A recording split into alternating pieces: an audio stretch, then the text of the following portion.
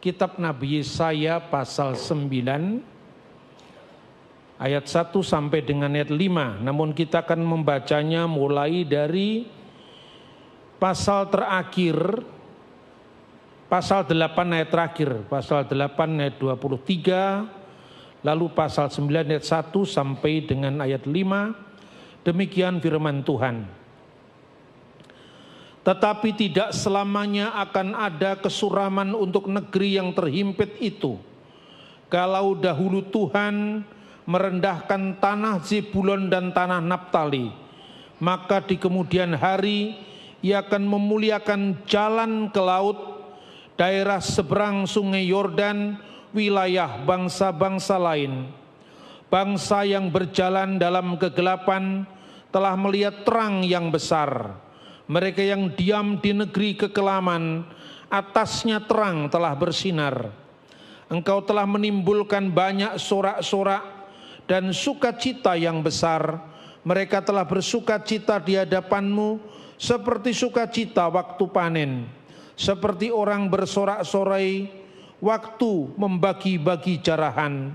Sebab kok yang menekannya dan gandar yang di atas baunya, serta tongkat si penindas telah kau patahkan seperti pada hari kekalahan Midian. Sebab setiap sepatu tentara yang berderap-derap dan setiap jubah yang berlumuran darah akan menjadi umpan api. Sebab seorang anak telah lahir untuk kita, seorang putra telah diberikan untuk kita. Lambang pemerintahan ada di atas bahunya, dan namanya disebutkan orang Penasihat Ajaib, Allah yang perkasa, Bapa yang kekal, Raja damai. Saudara-saudara yang terkasih dalam Tuhan, stressing dari tema kita saat ini adalah ayat kelima, di mana Sang Mesias yang akan datang, tentu dalam pemahaman kita orang Kristiani, itu adalah Sang Penasihat Ajaib, Allah yang perkasa, Bapa yang kekal, dan Raja damai. Saudara yang terkasih dalam Tuhan, salah satu dari keunikan iman Kristen adalah bukti bahwa Alkitab itu tidak berubah. Salah satu argumen yang bisa dikemukakan adalah kitab suci yang kita sebut Perjanjian Lama itu sesungguhnya bukan hanya kitab suci satu agama. Kitab suci ini adalah kitab suci paling tidak dua agama besar, yaitu Yudaisme dan kekristenan. Kekristenan di sini dengan segala alirannya, mulai dari gereja Ortodok, gereja Katolik, maupun gereja-gereja Reformasi Protestan. Orang Yahudi tidak percaya atau belum percaya bahwa Yeshua HaMasyiah, bahwa Yesus Kristus adalah penggenap dari Taurat. Mereka masih menantikan Mesias yang akan datang. Orang Kristen percaya bahwa seluruh kitab suci Perjanjian Lama dan kitab nabi-nabi itu telah digenapi dengan kedatangan Yesus Kristus sebagai Mesias atau Malka Mesiha, Raja Mesias yang akan datang. Uniknya, dua komunitas iman ini berbeda di dalam penafsiran tentang Juru Selamat yang akan datang. Bahkan dengan kedatangan Yesus juga berbeda dalam memahami misteri Allah yang sudah mengungkapkan diri di dalam Yesus Kristus yang kita kenal dengan inkarnasi, firman yang menjadi manusia, yang diperdalam lagi dengan ajaran bahwa ternyata Allah Israel adalah Allah yang sama, yang menyatakan diri sebagai Ha'ab Wehaben Wiruah Hakodes, Elohim Echad, Bapa, Putra, dan Roh Kudus yang adalah Allah yang Esa. Namun keduanya tetap berlandaskan pada Alkitab yang sama. Orang Yahudi tidak percaya dengan perjanjian baru. Kita percaya dengan perjanjian baru. Mereka hanya percaya perjanjian lama, tapi mereka menyebutnya Tanakh. Taurat, Nebim, kitab nabi-nabi, dan Ketubim, tulisan-tulisan suci yang lain. Sebagaimana Yesus juga mengatakan bahwa dirinya telah diungkapkan, telah dinubuatkan dalam Taurat Musa, kitab nabi-nabi dan Mazmur. Kenapa Mazmur? Karena Mazmur adalah judul pertama dari Ketubim. Sementara kita orang Kristen menyebutnya perjanjian lama, karena perjanjian baru sudah datang. Satu kitab yang dilestarikan oleh dua agama, dua naskah yang diterjemahkan oleh dua komunitas iman di kalangan Yahudi. Perjanjian lama yang sama itu sampai hari ini juga bisa diakui oleh orang Kristen. Dari naskahnya yang paling tua, misalnya ketika kita mengunjungi Museum Israel, di situ ada The Dead Sea Scroll, naskah gulung laut mati yang usianya 2150 tahun. Kristen menerima kitab itu apa adanya. Orang Yahudi boleh menolak Yesus sebagai penggenap Taurat, tapi kitab sucinya tidak berubah. Jadi adanya tuduhan yang mengatakan kitab suci Kristen telah diubah-ubah, kitab suci Kristen telah dipalsukan, itu tuduhan yang sama sekali tidak berdasar. Karena dua agama, Yahudi dan Kristen, sudah berpisah lebih dari 1900 tahun yang lalu. Hampir 2000 tahun. Sejak orang Yahudi pada tahun 90 Masehi mengutuk orang-orang Kristen saudaranya dalam sebuah konsili yang namanya Yavne atau Yamnia. Tentu bukan hanya orang Kristen yang dikutuk, tetapi orang Parisi itu mengutuk orang Saduki, orang Eseni, dan yang terakhir orang Nosrim. Tetapi kitab sucinya masih sama. Kalau saudara pergi ke Israel, melihat Dead Sea Scroll, itu kitab suci yang dimuliakan Yahudi, tapi juga diterima apa adanya oleh orang Kristen. Orang Yahudi punya terjemahan dalam bahasa Aram yang namanya Targum. Lalu juga sebelum Kristus datang, mereka menerjemahkan yang namanya Septuaginta dalam bahasa Yunani. Sementara setelah munculnya era kekristenan, kita memiliki terjemahan mulai yang namanya Peshitta dalam bahasa Aramaik, Vulgata dalam bahasa Latin, Koptik dalam bahasa Mesir. Semuanya terpelihara sampai hari ini. Sehingga kalau kita mempersoalkan kitab suci antara Yahudi dan Kristen yang berbeda, itu bukan perbedaan pada teks asli, tapi perbedaan pada terjemahannya. Nah, begitu juga tentang apa yang kita baca pada tema kita sekarang.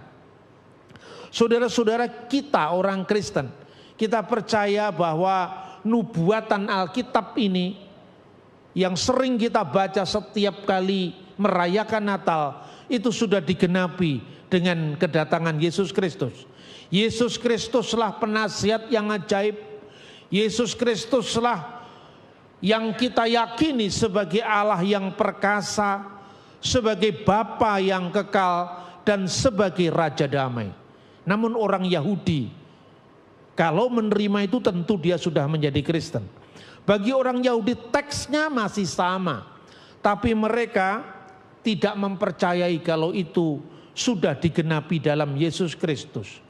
Nah saudara-saudara, kalau zaman dulu kekristenan itu mungkin hanya menghadapi tantangan dari pihak non-Kristen yang rupanya tidak memahami atau menyalahpahami tentang iman kita. Kenapa Tuhan itu beranak? Karena mereka salah paham dengan istilah anak Allah. Mungkin mereka salah paham dengan Tritunggal yang dituduhnya sebagai Salisus Salasia, ketiga dari yang tiga. Namun sekarang ini juga banyak sekali teman-teman non-Kristen yang menggunakan argumentasi Yahudi untuk menolak kekristenan. Mereka mengatakan orang Yahudi saja tidak percaya dengan Yesus. Itu ada jalan salib diludahi, padahal itu kasuistik.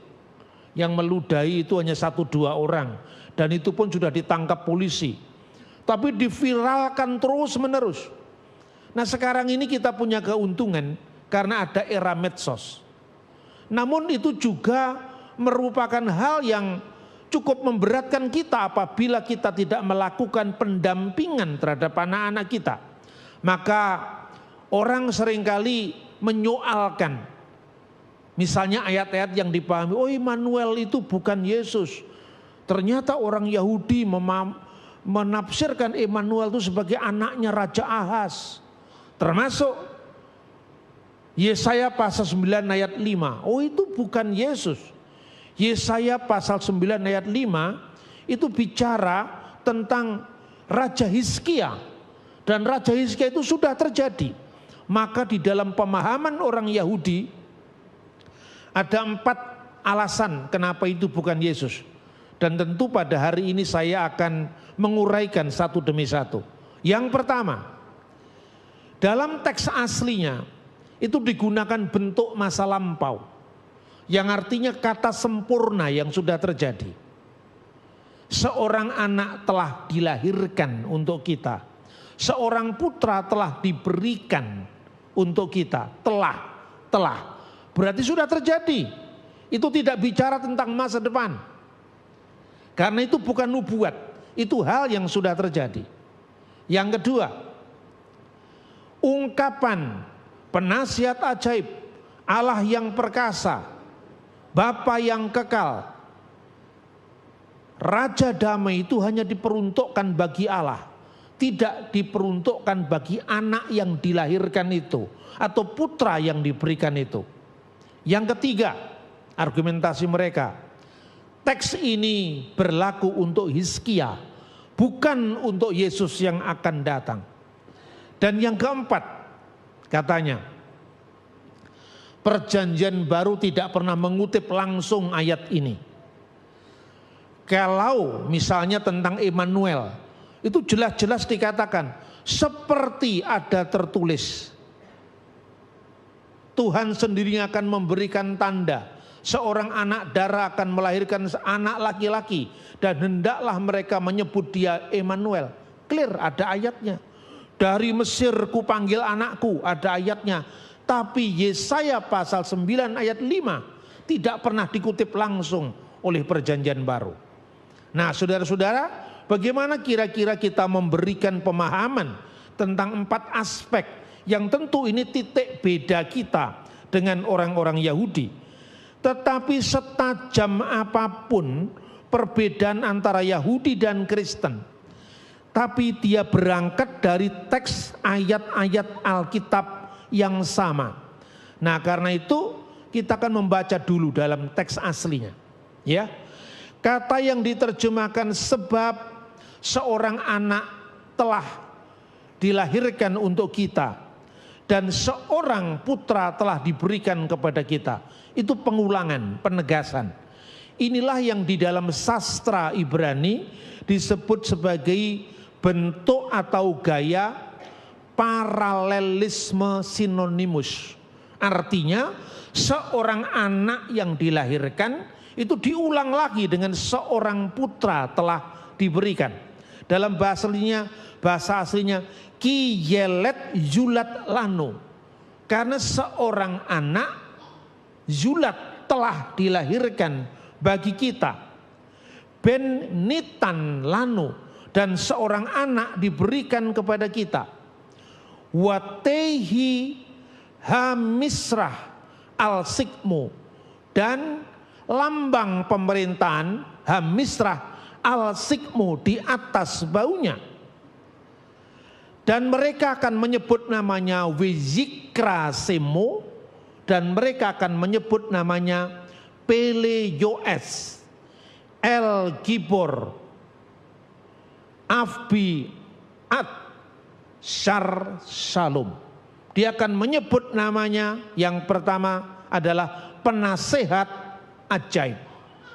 Yang kedua, El Gibor, Allah yang perkasa. Yang ketiga, Abiat, Bapa yang kekal. Dan yang terakhir, Syar Shalom. Kita akan melihat dulu argumentasi pertama, penolakan teman-teman Yahudi. Ini penting sekali saya sampaikan supaya pemahaman kita tentang kitab suci, khususnya dalam era Natal ini, ya, menjelang Natal minggu depan, itu tidak terbantahkan lagi. Yang pertama sekarang, bukankah itu menggunakan kata lampau atau kata yang sempurna sudah terjadi? Saya berikan contoh di dalam bahasa Ibrani, saudara-saudara.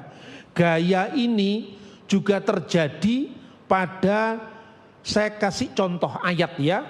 Yang pertama, Yesaya pasal 5 ayat 13. Itu, sebab itu umatku harus pergi ke dalam pembuangan. Dalam bahasa aslinya, teks ini lahen galah ami. Kata galah itu sama, bentuk sempurna.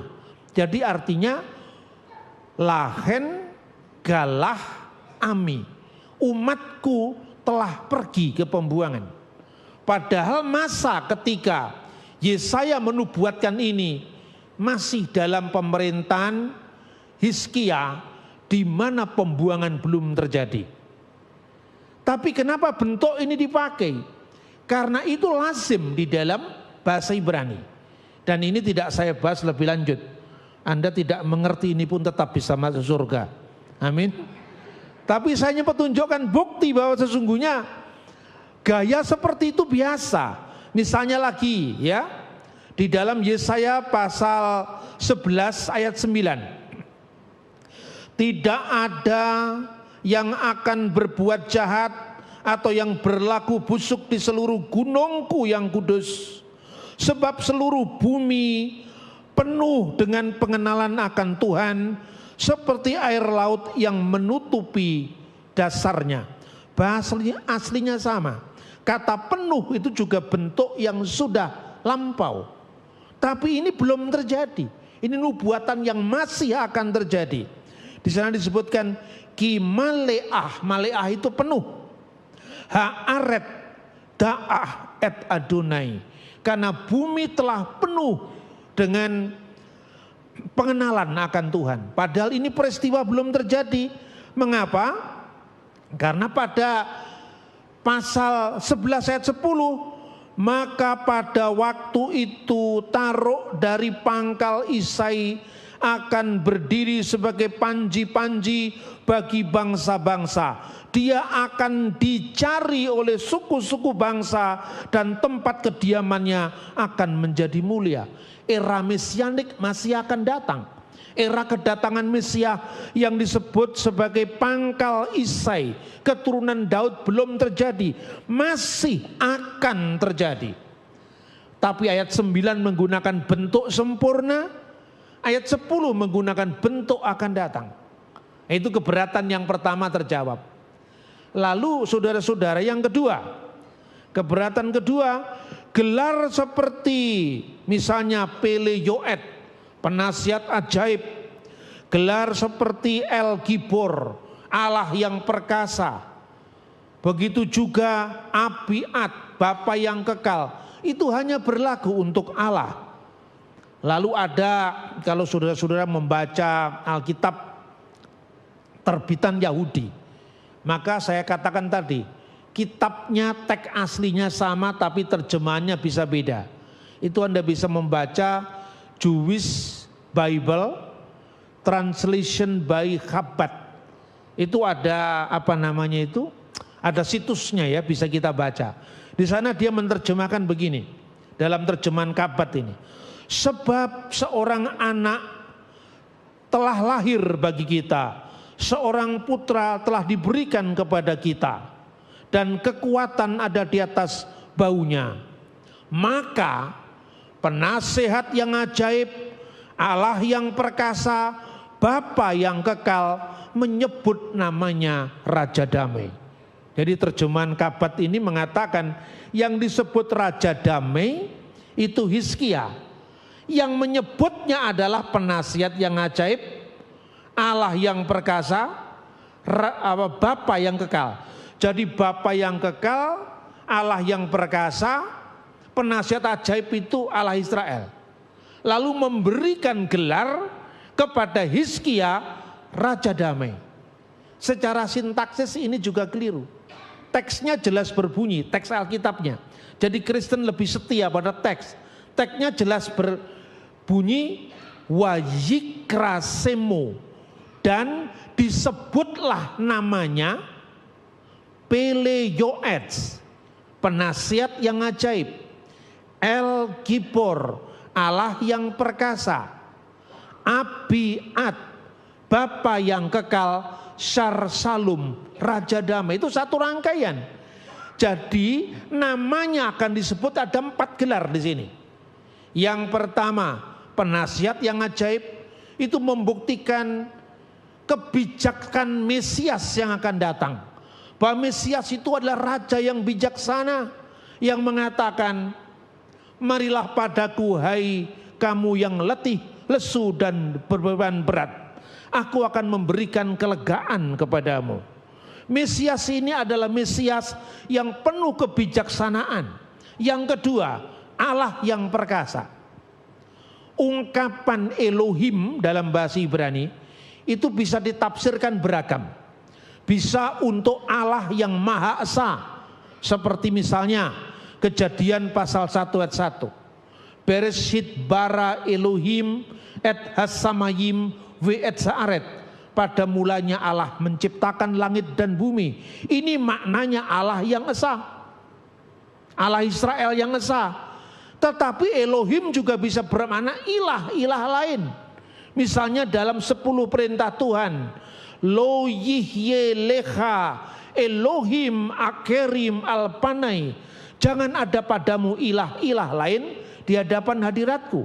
Tetapi untuk kata El, itu bentuk tunggal yang tidak bisa diperuntukkan bagi manusia. Tidak bisa diperuntukkan misalnya jabatan hakim yang biasa juga disebut Elohim. Tapi El itu bentuk tunggal yang khusus bicara tentang Allah. Maka El Gibor, Allah yang perkasa, itu satu-satunya Tuhan pencipta langit dan bumi itu. Maka ini berbicara tentang konsep keilahian Raja Mesias yang akan datang, yang kita akan peringati dengan Natalnya yang sebentar akan tiba. Yang ketiga, Bapa yang kekal. Ini juga tidak merujuk kepada selain dari Mesias, karena Mesias itu adalah Adam yang terakhir. Karena Adam yang pertama membuat manusia jatuh ke dalam dosa. Dari Adam yang pertama dosa memasuki dunia, tetapi melalui Adam yang terakhir pengampunan memasuki dunia. Adam yang terakhir itu adalah Yesus Kristus sebagai Bapa yang kekal. Bukan Bapa kebinasaan pada masa awal sejarah manusia. Adam dan Hawa, manusia jatuh ke dalam dosa. Tapi melalui Adam terakhir, Yesus Kristus, maka manusia memperoleh hidup yang kekal. Dan yang ketiga, Syar Salum, Raja Damai. Karena dengan jelas Yesus seperti digambarkan pada pasal yang pertama, kedua, ketiga, dan keempat, di mana sepatu tentara yang berderap-derap akhirnya juga akan tidak mengancam lagi. Karena apa? Dibakar dalam api. Itu menjadi era perdamaian, dan kerajaan itu tidak pernah akan berakhir. Jadi jelas argumentasi yang kedua, bahwa teks ini tidak bisa diberikan kepada seorang selain daripada Mesias ilahi. Soal orang Yahudi belum bisa percaya itu adalah masalah lain. Tapi ini bicara tentang eksegese kitab suci yang bertanggung jawab. Penafsiran-penafsiran para rabi di abad pertengahan, misalnya Rabi Rasi, Rambam, boleh berbeda mengartikan itu Raja Hizkia, itu bukan Yesus. Tapi kita punya bukti. Targum itu Aramaic translation of the Tanakh. Jadi dia merupakan terjemahan Aram, bahasa dipakai Kristus juga dari kitab Perjanjian Lama. Kita bisa membaca Targum Yonatan, kira-kira ditulis pada awal abad pertama sampai kira-kira abad-abad kemudian. Pada Targum Yonatan itu diucapkan begini, ini terjemahan bebas saudara-saudara. Tapi yang jelas Targum ini menerapkan gelar penasihat ajaib Pangeran Damai itu hanya untuk Mesias, tidak untuk Raja Hizkia. Kita bisa membaca di dalam Targum Yonatan itu dikatakan Amar Nebia Labed David. Jadi Nabi berkata kepada keluarga Daud, Ari Rafi Etilet Lana, seorang anak telah dilahirkan untuk kita, Bar Etihab Lana, dan seorang putra telah diberikan kepada kita.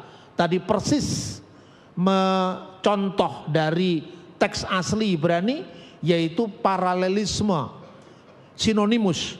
Wechabel oraita Elahai lematra, yang ini terjemahan bebas, yang artinya dan dia telah mengambil hukum untuk mentaatinya.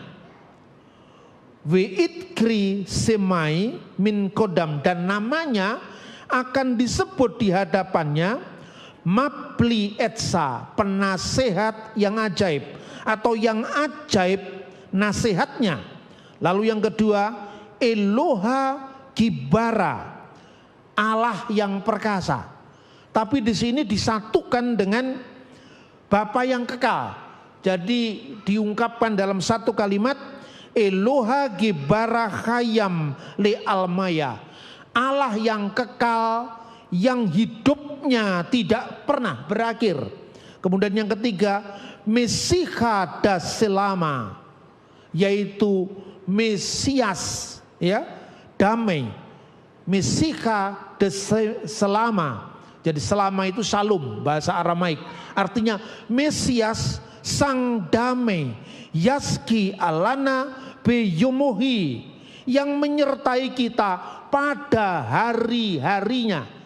Jadi ini mengungkapkan konsep Mesias ilahi yang kekal, yang hari-harinya terus berlangsung, tidak berakhir. Dan itu mengingatkan apa? Nubuat dalam kitab Nabi Daniel, di mana anak seperti anak manusia itu dikenal dengan Atik Yomaya, yang lanjut usia dalam bahasa Indonesia. Tapi kata lanjut usia itu kayaknya seperti orang tua, ya. Mestinya jangan lanjut usia, yang usianya terus berlanjut. Makanya dalam Alkitab bahasa Indonesia terjemahan masa kini disebutkan yang maha kekal. Nah itu saudara-saudara,